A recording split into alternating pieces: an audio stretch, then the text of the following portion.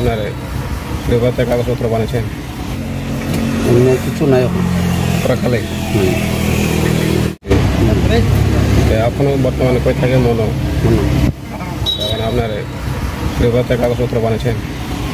না এখনো সঠিক মতো হয়েছে না, বানিয়েছেন এখনো আছে কাগজপত্র? কিছু নাই এখন খালি আগে কইছিলাম আগে আসলাম দুমাসরা তোর দুমাসরা কই বছর থাকছেন?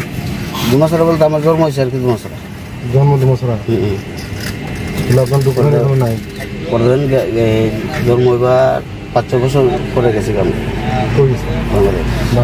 বাংলাদেশ থেকে আবার আইসেন। কিন্তু তো আপনার দোকানগুলো সব তো বাংলাদেশে বানাইছেন না?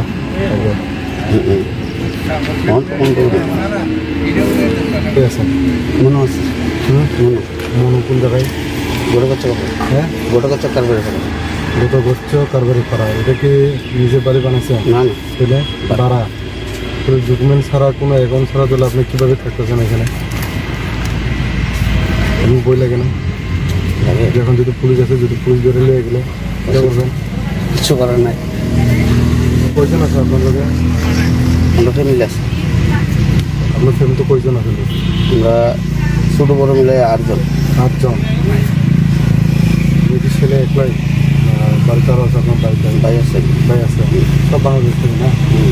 আপনার নাম কি? কোন নাম? আমার নাম জুয়েল দাস। বাবার নাম? দিগেন্দ্র দাস। আর ওই ছোটো ভাইয়ের নাম কি? রাজীব দাস। কোন কই থাকে? গোটা কারবারি করা। ওইখান থেকে সরছে কি লিগা? ভর্তি করে জানা তো। তোমরা জানো নি যে ত্রিপুরা সরকার থেকে যে বাংলাদেশের অবৈধভাবে এখানে বসবাস করতে পারবো না, এটা দেখছেন নি?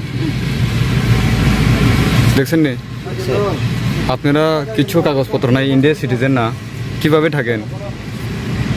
এই আপনারা আশীর্বাদ না সবার লেগে, যেহেতু নিয়ম কানুন আইন সবার লেগে সমান তো না। আপনার কি আলাদা করে দেওয়া আছে? আমরা দেখলাম কয়েক মাস আগে যে সাংবাদিকরা হুমকি দিছিলেন তোমার ভাই রাজীব দাস নামে। আপনারা কিটা বাংলাদেশি না ইন্ডিয়া কি আছে কাগজপত্র? বর্তমানে কিছু নাই। তো বাংলাদেশ থেকে তো আইসেন না নি?